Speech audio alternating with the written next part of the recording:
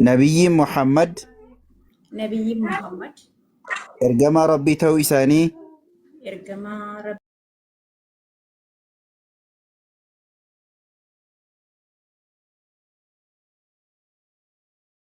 ربي تأوساني قربتش ربي تو إساني قربتش ربي تأوساني كيشاوري قلا الموت ناجو يسوس نمدا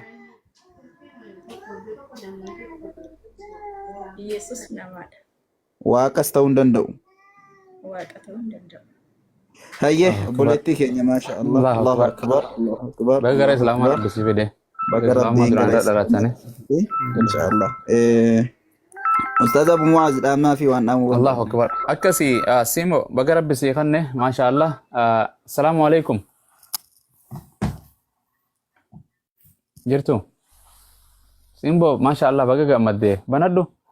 Yani guyyaa gammachuu hedduudha biyya lafaarra guyyaa eebbaa namni nama gammada guyyaa sargiitiis nama gammada guyyaa waa argatees guyyaa hojii harkatees guyyaan gaddaati illee akkana biyya lafaa kana jira gammachuun kan awliin jirtu baga rabbi sii kanne baga rabbii tokkichaaf masakamte yaani gartee duraanis Yesuus hin ganne ana bilbilan sa'a kana yaani Yesuus ilma rabbii jettee duraan itti amantuu waaqeettee itti amantuu Yesuus ergamaadha ergamaa saba Israa'eliif rabbiin ergeetteeti yoo Yesuus itti arrallee namarra islaama ta'uu hin dandeessu nabi Muhammad itti yoo naman hin ta'etu Abrahaamitti hunda isaaniitu ergamaa ta'uu itti amanuun dirqama baga sii kannee jabaadhu waa hedduu keessaanis alaanis dhufuun mala gartee sooshaal miidiyaan uummanni sooshaal miidiyaan kan sirra duuluun mala kallattii adda addaatiin kan si eebisu kan si abaaru dhufuun mala ati murannoo kan keeti malee kan jala deeman kitaaba quraana malee nabiyyoota malee ilma namaa sooshaal miidiyaa irra jiran hatta anarraa yoon gartee hamtuun si dhuftee waan siin jiru malee islaama miti quraana miti kan si arrabse nama miti kan si tuqu nama kan si tuqe malee rabbii miti inshallah jabaadhu baradhu follow godhii abdii musaa gartee garee keessas dabala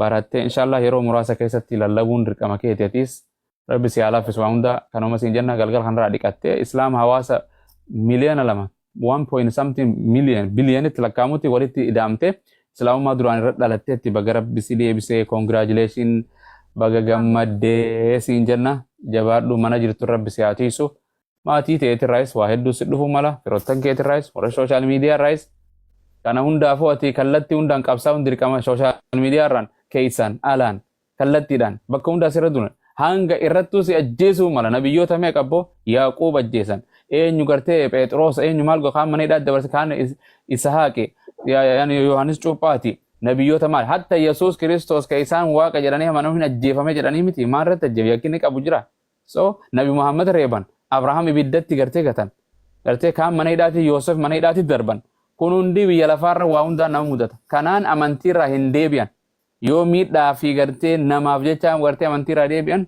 kuni murannoo namni gartee galma gartee waaqayyoon walitti dhufaa sana kan murannoo qabu miti jechuudha.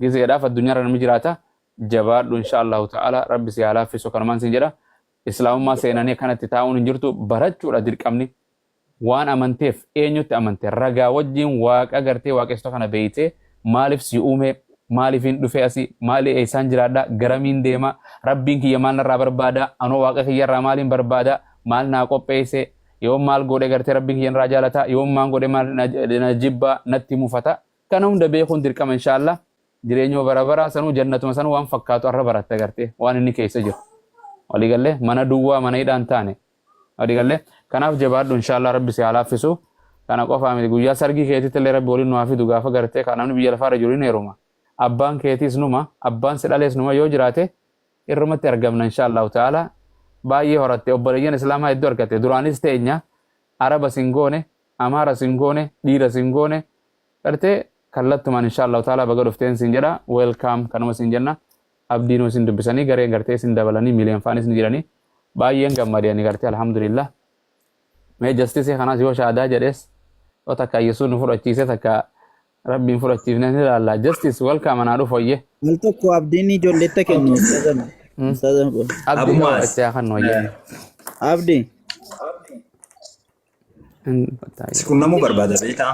Abumaas tekstii si godha yoo telefoona waan irra eenyu maal jetta telefoona kiyya eenyu qaba abdii moo abdii Musa abbaa xalaa kanarraa fudhadhu telefoona kiyya ayya Jechuun Abu Xalaa. Abu Talha. طيب Abu Talha irraa eegwa.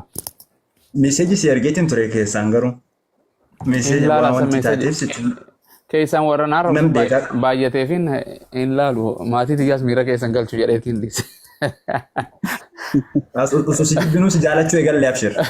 Wallahi hin lakkisee beektaa achiin kaan hadhufe kaanu qilinxoo yoo biyyoomessi dhiira biyya konnaan jedhaa barka biyyaa inni na baase.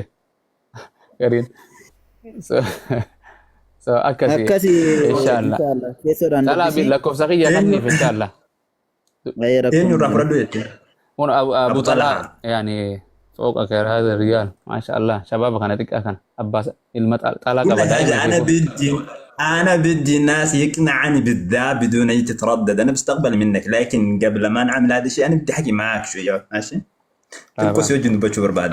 abshir anytime عبد الله Abu Talha si kana ye akkas goone min fadlik inshallah abshiru أما ميسيجي سيفر أبو طلع كان الرام فن أوكي؟ tole anu asirraa gabbee kee siifin laala keenaan laala inshallah tole Thank you very much.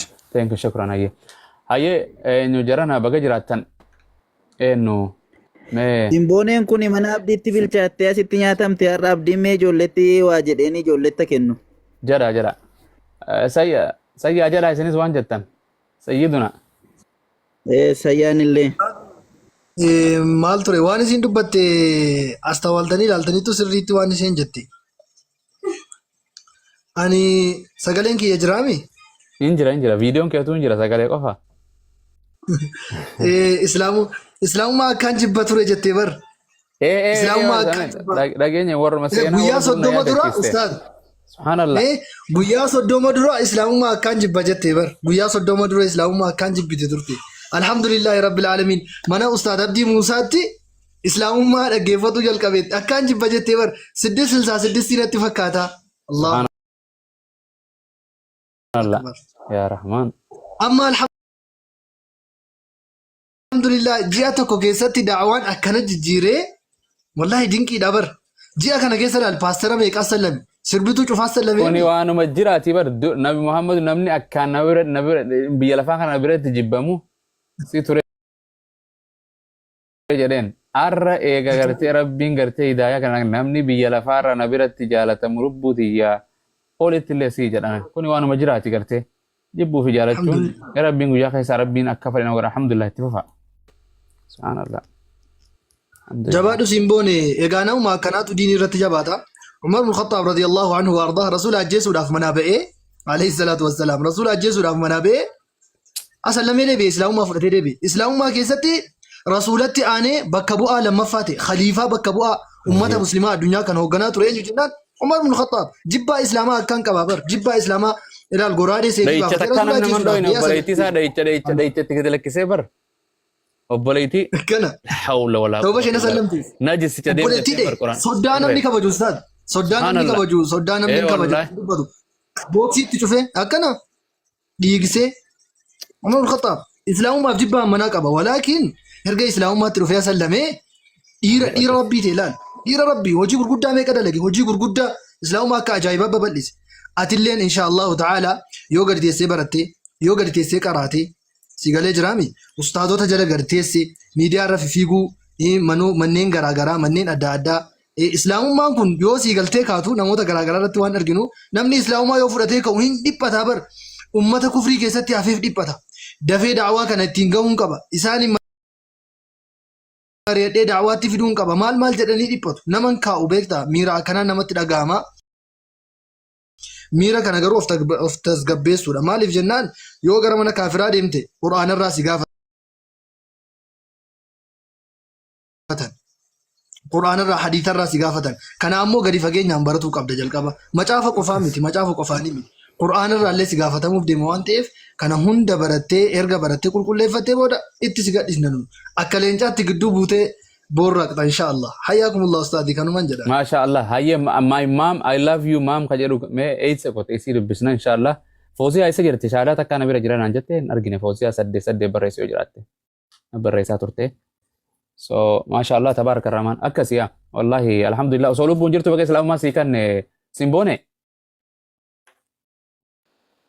Amiin. Jabaachuun dirqama si barbaachisaa beeki. Ani gartee amma warra Islaamaa keessa turre. Eenyu ture jee gama si ganama darsoo guyyuma tokko shaadaa qabatee nama gartee ganama kan deebee jira. Waggaa muraasa booda dhufeen Islaamaa keessaan ture sin jedha booda.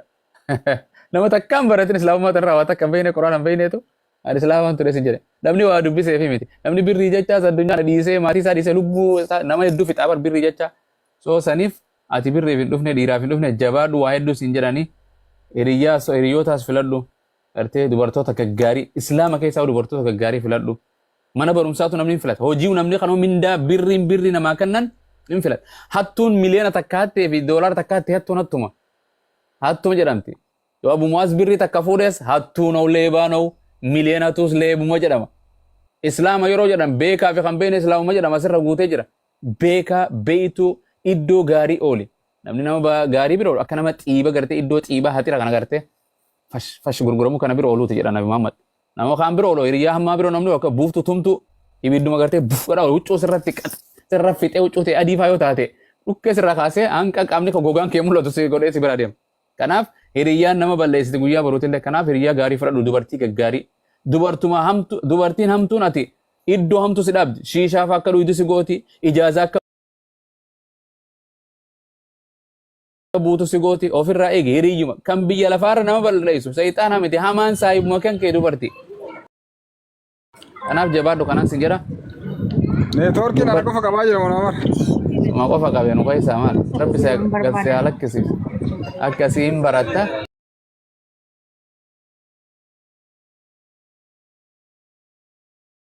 Dhalatee nama dinqii adda addaa biyya lafaarra hojjechuu ture. Inni waaqa inni Yesuus waaqessan harmeetoo yaa abbaa koo yaa abbaleessa koo lafichoo koo san waliin waaqessinaa. Yesuus kallachaan waaqayyoof sagad. Abbaa inni jedhu san waaqayyo Abrahaam ka Isaaq sani malee ani Yesuus kana mee akkasumatti ergama waaqayyo jedheen fudhadhee jetteen ifirraa ragaa wangeelaa fi Quraan ragaa qabaatte sin dhibdu maatii ta'e itti lallabuun wangeela. Wallahi sin dhibdu. Kanaaf jabaadhu. Waan nama birraa hin beekan yeroo itti mufedhe yaaliin dadhabe biyya keenyatti qaxee ta'uu hin booyyoo. Gana hin dubbisu namni keenya baga biyya.